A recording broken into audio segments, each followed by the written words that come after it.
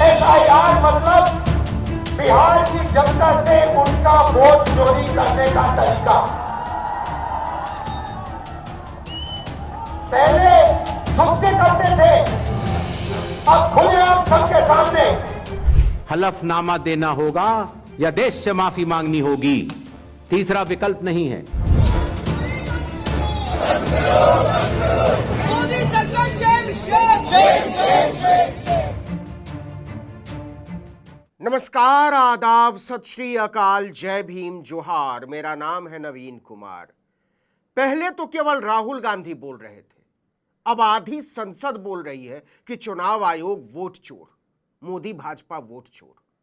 कांग्रेस अध्यक्ष मल्लिकार्जुन खड़गे, समाजवादी पार्टी के चीफ अखिलेश यादव, तृणमूल कांग्रेस महासचिव अभिषेक बनर्जी समेत इंडिया गठबंधन के तमाम सांसदों ने बिहार में बिना सर पैर के एसआईआर के खिलाफ जोरदार प्रदर्शन किया।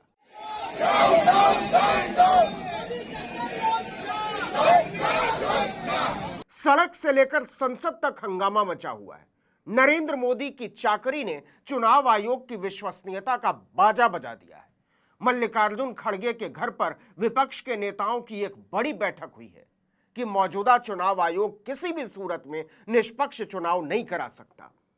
ये कागज़ है, एफिडेविट है, रिसिप्ट है। आप एक भी डीएम को सस्पेंड कर दिया और ये लंबी सूची है। 2017 में जब चुनाव हुआ, इलेक्शन कमीशन ने न जाने कितने अधिकारी हटाए। 19 में अगर एक भी अधिकारी हटाओ तो बता दो, 22 में अगर एक भी अधिकारी हटाओ बता दो, 24 में एक भी अधिकारी हटाओ तो बता दो, और उससे पहले अगर सरकार दूसरी थी, समाजवादी पार्टी की थी, आप पता करिए कि कितने अधिकारी हटाए गए। डीजीपी हटाया गया, होम सेक्रेटरी, न जाने कितने अधिकारी हटाए गए। लेकिन जब से बीजेपी की सरकार उत्तर प्रदेश में आई है, तब से एक भी अधिकारी नहीं हटाए, एक भी शिकायत पर किसी अधिकारी को नहीं हटाया गया। आखिर क्यों? इलेक्शन कमीशन, इसका मतलब ये है कि बीजेपी का ज़्यादा कहना मानता है। हम अगर शिकायत करें, उस शिकायत पर कोई कार्रवाई नहीं होती है। बीजेपी की एक विधायिका छेबरा मऊ, उन्होंने अपने बूथ पर 400 फर्जी वोट बना रखे थे। 400 वोट, सोचिए आप, एक बूथ पर 400 फर्जी वोट। हमने अपने कार्यकर्ता लगाया, जिम्मेदारी से काम किया, वोटर लिस्ट में ढूंढे, 200 से ज़्यादा वोट कटवाए हमने, 200 से ज़्यादा एक बूथ पे। अगर ये एक्सरसाइज जो पॉलिटिकल पार्टी कर रही हैं, ये एक्सरसाइज इलेक्शन कमीशन भी तो करे कि आखिरकार बीजेपी के लोग अपने बूथ में क्यों ज़्यादा वोट बनवा रहे हैं। इलेक्शन कमीशन को प्रूफ के साथ आना चाहिए कि नहीं हो रही है। और वहीं मिस्टर अखिलेश यादव जी ने भी एफिडेविट्स दिए हैं 18,000 वोटर्स के, जिनके नाम काटे गए या जो वोट नहीं दे पाए इलेक्शन कमीशन की खामियों की वजह से। खबर आ रही है कि चीफ इलेक्शन कमिश्नर के खिलाफ संसद में महाभियोग प्रस्ताव लाने की तैयारी हो रही है। याद कीजिए, राहुल गांधी ने संसद परिसर में कहा था कि अगर कोई अधिकारी सोच रहा है कि भारत की चुनाव प्रक्रिया का मजाक उड़ाकर बचकर निकल जाएगा, तो ऐसा होने वाला नहीं है। वोट अधिकार यात्रा पर निकले राहुल गांधी ने बिहार से एक बार फिर से ज्ञानेश कुमार को परवाना भेजा है कि किसी मुगालते में मत रहिएगा। भाइयों और बहनों, आप जानते हो कि इलेक्शन कमिश्नर पर कोई भी केस नहीं किया जा सकता है। आप जानते हो कि हिंदुस्तान का कोई भी court, high court, supreme court उन पर केस नहीं कर सकता है। आप जानते हो ये कानून कब बना? जानते हो? 2023 में ये कानून बना। ये कानून 2023 में क्यों बना? क्योंकि नरेंद्र मोदी और अमित शाह ये चाहते हैं कि इलेक्शन कमीशन के खिलाफ कोई कार्रवाई नहीं कर पाए, क्योंकि इलेक्शन कमीशन उनकी मदद कर रहा है, उनके साथ वोट चोरी कर रहा है। इतना ही नहीं, मल्लिकार्जुन खड़गे ने तो बिना किसी लाग लपेट के कह दिया, भारत के प्रधानमंत्री नरेंद्र मोदी चोर हैं। न केवल अधिकारों की चोरी की है, बल्कि वोटों की भी चोरी की है।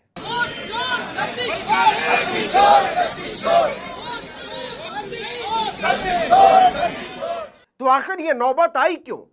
क्योंकि भारत का chief election commissioner voter list में भयावह हेराफेरी पर चिंतित होने की बजाय, बात करने की बजाय, सबको विश्वास में लेने की बजाय, सुधार करने की बजाय देश की सबसे बड़ी विपक्षी पार्टी के संवैधानिक पद पर बैठे नेता को खुली धमकी दे रहा है। देश की तीसरी सबसे बड़ी पार्टी के अध्यक्ष को झूठा बता रहा है।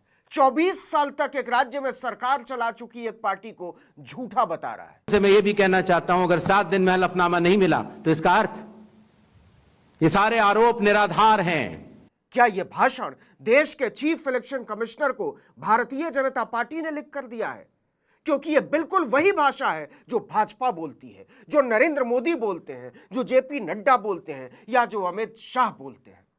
आखिर क्यों कहा जा रहा है कि देश का चीफ इलेक्शन कमिश्नर सत्ताधारी भाजपा की जुबान बोल रहा है? चुनाव आयोग के कंधे पर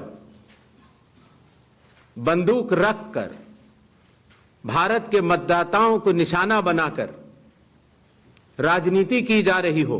राजनीति तो आप कर रहे हैं महोदय, देश को धोखा देने की राजनीति, विपक्षी पार्टियों को धोखा देने की राजनीति और लोकतंत्र को ठगने की राजनीति।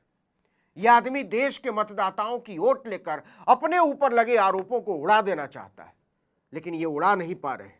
लोकसभा के चुनाव की प्रक्रिया में 1 करोड़ से भी अधिक कर्मचारी, 10 लाख से भी अधिक बूथ लेवल एजेंट्स, 20 लाख से भी अधिक प्रत्याशियों के पोलिंग एजेंट्स चुनाव के लिए कार्य करते हैं। इतने सारे लोगों के समक्ष इतनी पारदर्शी प्रक्रिया में क्या कोई भी मतदाता वोट की चोरी कर सकता है? यह चुनाव आयोग की सफाई है या गंदगी, आप तय कीजिए। लेकिन एक बात तो तय है कि राहुल गांधी ने, तेजस्वी यादव ने, अखिलेश यादव ने, ममता बनर्जी ने messrs Gyanesh Kumar and company उर्फ भारतीय जनता पार्टी उर्फ चुनाव आयोग का बाजा बजा दिया है। ज्ञानेश कुमार गुप्ता चीख रहे थे, चिल्ला रहे थे, खींच रहे थे, लेकिन उनके चेहरे पर हवाइयां उड़ रही थी। मेरे सर सारे मतदाताओं को अपराधी बनाना और चुनाव आयोग शांत रहे, संभव नहीं। वाह वाह, मतदाता आपके कैसे हो गए ताऊ जी? मतदाता तो नेताओं के होते हैं ना, राजनीतिक दलों के होते हैं ना। मतलब देश का चीफ इलेक्शन कमिश्नर कह रहा है कि मतदाता मेरे हैं और चुनाव लड़ने वाले देश की सबसे बड़ी पार्टियों को धमका रहा है कि खबरदार जो सवाल उठाया।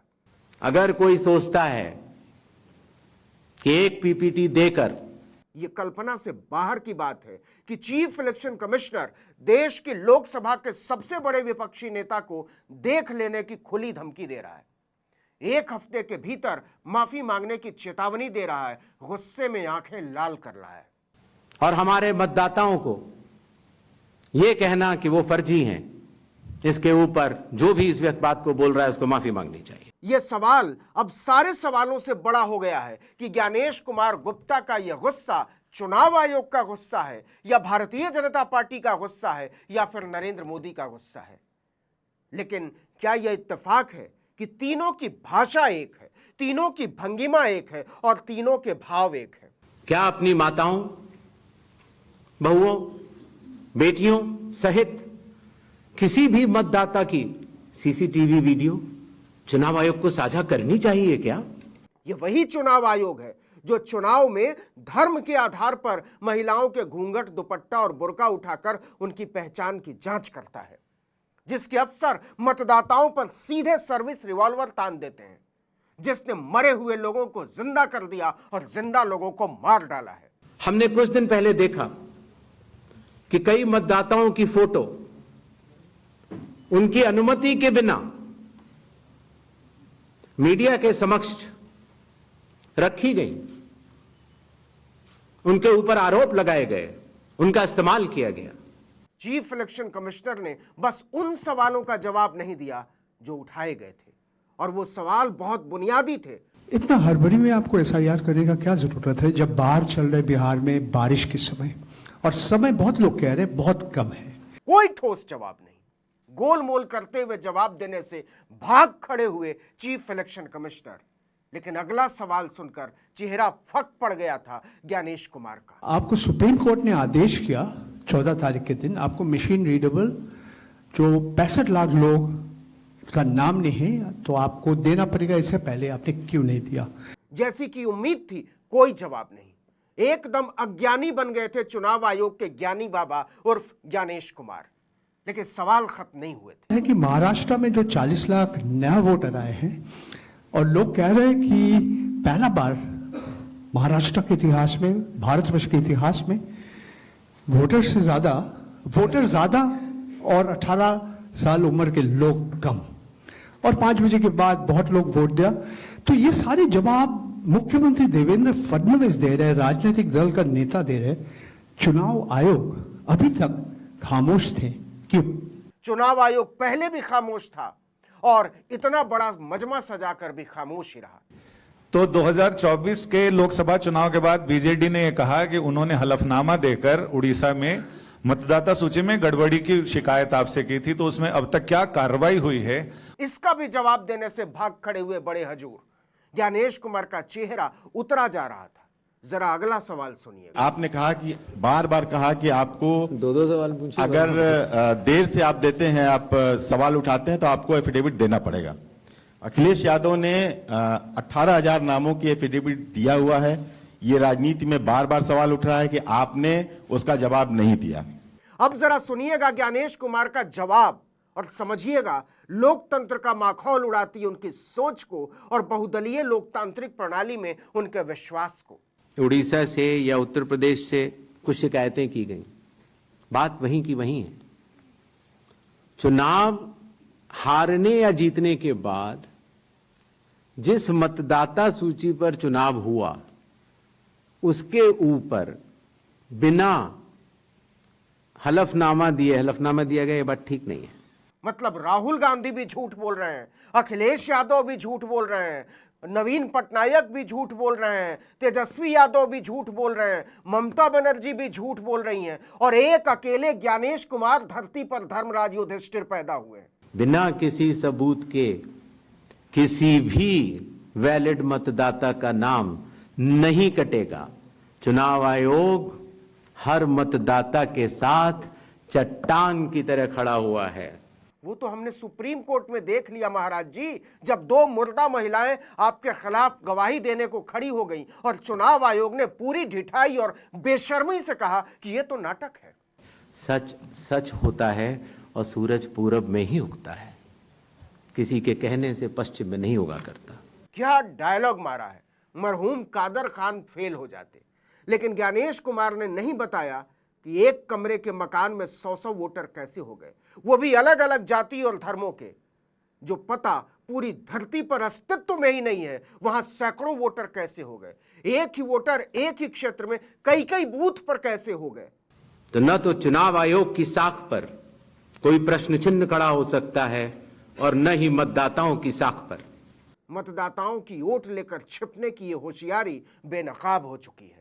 सच ये है कि चुनाव आयोग की साख की चिंदियां उड़ चुकी हैं और ज्ञानेश कुमार के तमतमाने से ये रफू होने वाला नहीं है। देखा होगा कि Rahul Gandhi leader of opposition ने सेंट्रल बेंगलुरु की कॉन्स्टिट्यूंसी के तहकीकात की और ढेर सारे आरोप लगाए। उनका कहना था कि फेक सस्पिशियस वोटर बन रहे हैं, मैनिपुलेटेड हैं, मास एडिशन हुए हैं। इसके 2-3 दिन बाद ही बीजेपी के पावरफुल लीडर अनुराग ठाकुर जी ने प्रेस कॉन्फ्रेंस की और उन्होंने कहा कि उनके पास कंक्रीट प्रूफ हैं कि कंक्रीट प्रूफ है इस बात के कि lakhs of suspicious voters, duplicate voters, fake addresses, age manipulation, mass addition have been found in Wayanad, Raebareli and other constituency. देश की 2 बड़ी राजनीतिक पार्टियां ये आरोप लगा रही हैं कि fake voters, bogus voters, manipulation of age, duplicate voters ये मौजूद हैं। तो आप कितना सहमत हैं और इन आरोपों के आप क्या जांच कोई कराएंगे? ज्ञानेश कुमार गुप्ता इस सवाल का जवाब देने से भाग खड़े हुए। असल में उनके पास इस तरह के किसी भी जरूरी सवाल का जवाब था ही नहीं। तो ये आंकड़ा जो है क्यों इतना ज्यादा भिन्न, पहले ये सब क्यों नहीं हुआ? इसी के साथ में उसी से जुड़ा हुआ सवाल ये है, विपक्षी पार्टियां ये कह रही हैं इसका मतलब तो ये है 2024 का 1 साल पहले जो चुनाव हुआ था वो इसका मतलब जो तमाम आप 65 लाख का आंकड़ा अभी दे चुके हैं, हो सकता है ये आने वाले दिनों में और बढ़े, उन फर्जी मतदाताओं के साथ में हुआ था। बहुत सारे पत्रकार ऐसे थे जिन्होंने ज्ञानेश कुमार और चुनाव आयोग की कलई उतार कर रख दी कि इस बात का ग्रेडिंग कैसे की जाएगी कि जो अभी आपने उदाहरण देके बताया कि ईपीआईसी में एक आदमी नाम डुप्लीकेट करेगा, जब तक आपके पास कोई यूनिक फीचर नहीं होगा, जैसे आधार के मामले में बायोमेट्रिक्स एक यूनिक फीचर का काम करता है हर इंडिविजुअल के लिए ना, उसी तरीके से अगर आप ईपीआईसी से इसको नहीं जोड़ेंगे तो ये संभव ही नहीं है कि आप कभी जिंदगी में डुप्लीकेसी को चेक कर पाए, चाहे कितने एफर्ट्स कर लें। यहां आपको टेक्नोलॉजी की ही मदद लेनी पड़ेगी, मैनुअली ये ह्यूमनली पॉसिबल नहीं है। और इसी से जुड़ा हुआ सवाल ये भी है कि जब इस तरह की चीजें हमारे सामने आती हैं, यानी डुप्लीकेसी को चेक करने की, वही डुप्लीकेसी हमारे सामने जब वोटर लिस्ट में सामने आती है तो एक नया बखेड़ा खड़ा होता है।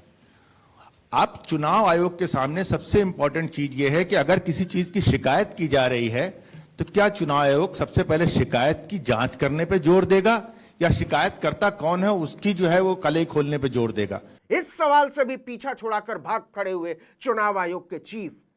असल में जो स्क्रिप्ट वो पढ़ रहे थे उसमें नरेंद्र मोदी का खोखलापन साफ नजर आ रहा था। आज भी राहुल गांधी ने इस बात को कहा है कि महाराष्ट्र में 1 करोड़ मतदाता जोड़ा गया, वोटों का हेराफेरी लगातार किया जा रहा है, तो क्या इससे चुनाव आयोग की छवि धूमिल नहीं हो रही है? अगर धूमिल हो रही है तो आप लोग लीगल एक्शन उनके खिलाफ क्यों नहीं ले रहे? ज्ञानेश कुमार को लगा था कि वो दाएं बाएं करके निकल जाएंगे, लेकिन भाजपा की खिदमत ने उनका तमाशा बनाकर रख दिया है, और तमाशा बनाकर रख दिया है चुनाव की प्रणाली का। समय रहते मतदाता सूचियों में त्रुटियां साझा न की जाएं,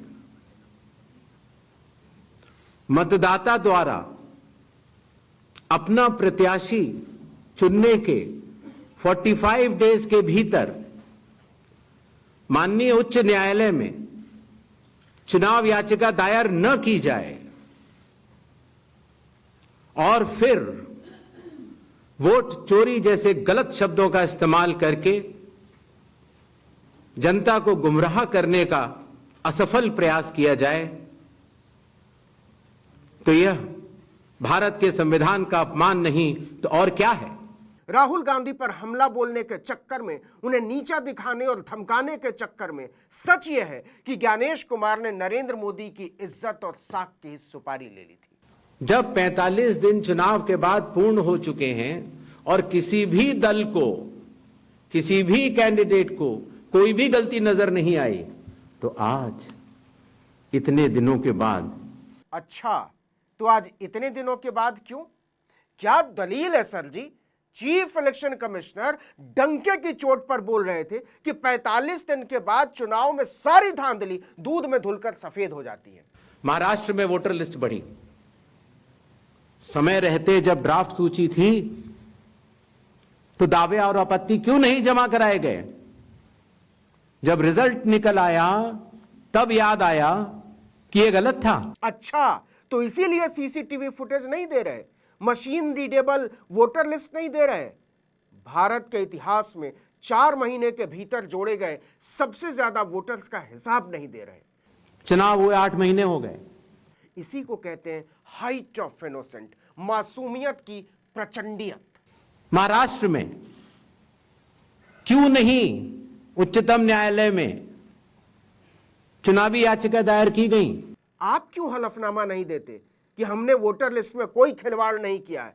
लिख कर दे क्यों नहीं देते कि चुनाव आयोग ने फर्जीवाड़े के आधार पर न तो किसी का नाम जोड़ा है और न ही किसी का नाम काटा है? लेकिन ज्ञानेश कुमार में मासूमियत लबालब भरी हुई है और वो प्रेस कॉन्फ्रेंस में छलक छलक कर बाहर आ रही थी। बात यह कही गई कि आखिरी घंटे में इतना मतदान कैसे? चुनाव आयोग ने जवाब दिया था और आप सबने लिखा भी था कि अगर 10 घंटे मतदान होता है तो हर घंटे 10% का औसत होता है। आखिरी घंटे में 10% से कम मतदान हुआ। आर्यभट्ट जिंदा होते तो ज्ञानेश कुमार के इस मासूम गणित के आगे मत्था टेक देते कि महाराज जी कूच दो हमारा सिर। आपको आईआईटी वालों ने सिविल इंजीनियरिंग की जगह कहीं फिलॉसफी तो नहीं पढ़ा दी है? में जब कोई वोटर वोट करने जाता है और वो बटन दबाता है तो एक ही बार दबा सकता है। मतदाता सूची में अगर 2 जगह नाम हो तो वोट चोरी कैसे? उफ उफ उफ, मासूमियत ओवरलोडेड। सलाम है हुजूर की मासूमियत को, लेकिन जनता को उल्लू समझते हैं क्या ज्ञानेश कुमार? ज्ञानेश कुमार कह रहे हैं कि मान लो एक ही ज्ञानेश कुमार के नाम पर 5 वोटर कार्ड हो, तो मैं कैसे हर जगह वोट डालूंगा? मैं तो एक ही जगह डालूंगा ना। मतलब ज्ञानेश कुमार ठेका ले रहे हैं कि ज्ञानेश कुमार के बाकी के 4 एपेक पर कोई सुरेश कुमार, महेश कुमार, रमेश कुमार वोट नहीं डाल सकता। नहीं हो सकती। वोट तो एक मतदाता एक ही बार डाल सकता है। यकीन नहीं होता कि चुनाव आयोग के धतकर्मों को छिपाने के लिए देश को कोई इतना मूर्ख कैसे बना सकता है। लेकिन यह तो कुछ भी नहीं। और उसके जरिए ये कहा जाए कि चूंकि मतदाता सूची में ये नाम है इसीलिए मतदान गलत हुआ। मतदाता सूची और मतदान 2 अलग विषय हैं और इन दोनों को अलग अलग ही देखा जाता है। सुन लिया ना आप लोगों ने? मतदान अलग होता है और मतदाता सूची अलग होता है। दोनों का आपस में कोई लेना देना नहीं है। वोटर लिस्ट में जिसका नाम आ गया वो एकदम पवित्र है। अगर निराधार आरोप आप मतदाता सूची और मतदान को मिला के और जनता के सामने अगर ये कहें कि चोरी हो रही है तो ये गलत बात है। इसके बाद ज्ञानेश कुमार गुलाबी क्रोध से तमतमा उठते हैं। ये हमारे गरीब मतदाताओं, बहनों, भाइयों और बुजुर्गों के साथ एक बहुत बड़ा खिलवाड़ है। उनके नथुने फड़फड़ाने लगते हैं और आंखों का गोटा बाहर आने लगता है। जरा सुनिएगा। 0 नंबर। आपको पता है इस देश में करोड़ों लोगों के घरों के पते के आगे 0 नंबर है। क्या दलील दी है साहब जी, कुर्बान हो जाने का दिल करता है। राकेश कायस्थ ने लिखा है, यह जरूरी नहीं है कि इतिहास हर सच्चे नायक के प्रति उदार हो। एक विषय होता है शिकायत करना, एक होता है उसके ऊपर भ्रम फैलाना और एक होता है उसके ऊपर चुनाव आयोग पर आरोप लगाना। इतिहास कभी कभी खलनायकों के प्रति भी उदासीन हो सकता है, लेकिन जोकर, जमूरों, चमचों और षड्यंत्रकारी दरबारियों के प्रति वो अनिवार्यतः क्रूर होता है। अगर आरोप 1.5 लाख मतदाताओं का हो तो क्या बिना किसी सबूत के, बिना किसी हलफनामे के 1.5 लाख मतदाताओं को नोटिस जारी कर दिया जाए? मतलब ये जोकर कह रहा है कि सारा गुनाह वोटरों का है। हम तो ईश्वर हैं, हमारे ऊपर न सवाल उठ सकते हैं न जवाब मांग सकते हो। इतने संगीन विषयों पर बिना हलफनामे के चुनाव आयोग को काम नहीं करना चाहिए। ये संविधान और कानून दोनों से विरुद्ध में होगा। क्या कमाल की बात है कि पूरे विपक्ष में किसी को न कानून का पता है, न संविधान का पता है, न नैतिकता का पता है, न निष्पक्षता का पता है। नरेंद्र मोदी की ही तरह ज्ञानेश कुमार ने भी तो अवतार नहीं लिया है, नॉन बायोलॉजिकल। कानून में न प्रावधान है, न कोई शपथ पत्र है, न कोई एविडेंस है, न कोई सबूत है, तो क्या 1.5 लाख नोटिस जारी करके उन मतदाताओं को एसडीएम के दफ्तर में बुलाया जाए और यह कहा जाए कि आप फर्जी हैं? क्या मतदाता चुनाव आयोग से यह नहीं पूछेगा कि आपके पास क्या सबूत है? सवाल तो बहुत पूछे जाएंगे महाराज जी। इतिहास बड़ा बेरहम होता है। ज्ञानेश कुमार बार बार वोटरों के पीछे चेहरा छिपाने की कोशिश कर रहे थे। दोहरे मतदान के आरोप लगाए गए, सबूत मांगने पर जवाब नहीं मिला। ऐसे मिथ्या आरोपों से न तो चुनाव आयोग डरता है और न ही कोई मतदाता। सच यह है कि मतदाता आज डरा हुआ है और डराया है चुनाव आयोग ने। लेकिन बिहार के 7 करोड़ लोगों को लाइन में खड़ा करके चुनाव आयोग ने जो खेल खेला है वो बेनकाब होता जा रहा है। उनका उद्देश्य क्या है, ये सारे मतदाता और देश की जनता पूरा समझती है। यह बात बिल्कुल ठीक कही महाराज जी कि जनता सब समझती है और समय आने पर साहबों का हिसाब भी करती है। और न केवल साहबों का हिसाब करती है बल्कि उनकी आकाओं का भी बराबर हिसाब करती है। जब बिहार के 7 करोड़ से भी अधिक मतदाता चुनाव आयोग के साथ खड़े हैं, ज्ञानेश कुमार को भ्रम बहुत है, वरना उन्हें पता होता कि जनता सिर्फ अपने अधिकारों के लिए खड़ी होती है और उसे कुचलने वालों को इतिहास के कूड़ेदानों में फेंक देती है। 100 करोड़ की मतदाता सूची और बिहार के 7 करोड़ की मतदाता सूची में सवाल भी कई हैं और जवाब भी कई हैं। सच सुनने की क्षमता भी होनी चाहिए और समझने की क्षमता भी।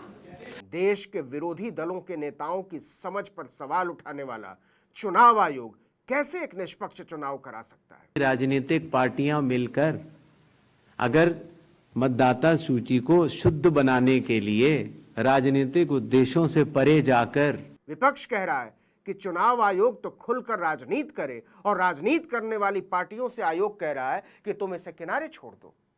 खड़गे, राहुल, अखिलेश, तेजस्वी, ममता ऐसे ही हमला नहीं बोल रहे कि चुनाव आयोग ने भारतीय लोकतंत्र की सबसे पवित्र व्यवस्था को ही दागदार बना दिया है। इसमें बूथ लेवल ऑफिसर ने जब किसी मतदाता से डॉक्यूमेंट्स लिए या उसने दिए तो कितने डॉक्यूमेंट्स लिए, क्या उसको रिकमेंड किया या नहीं किया, ये सारा विषय अभी भी एसडीएम स्तर पर विचाराधीन है, जिसका निर्णय 30 सितंबर तक आएगा। इस आदमी को कुर्सी पर बैठे रहने का 1 मिनट भी हक नहीं है। इस वीडियो में इतना ही, लेकिन अगर आपने आर्टिकल 19 इंडिया को अब तक सब्सक्राइब नहीं किया है तो फौरन कर दीजिए। बेल आइकॉन दबाइए, घंटी जैसी आकृति लाइक कीजिए और कमेंट करके बताइए हमारा वीडियो आपको कैसा लगा। हमारा ट्विटर हैंडल है आर्टिकल 19_इंडिया और मेरा ट्विटर हैंडल है नवीन जर्नलिस्ट। नमस्कार।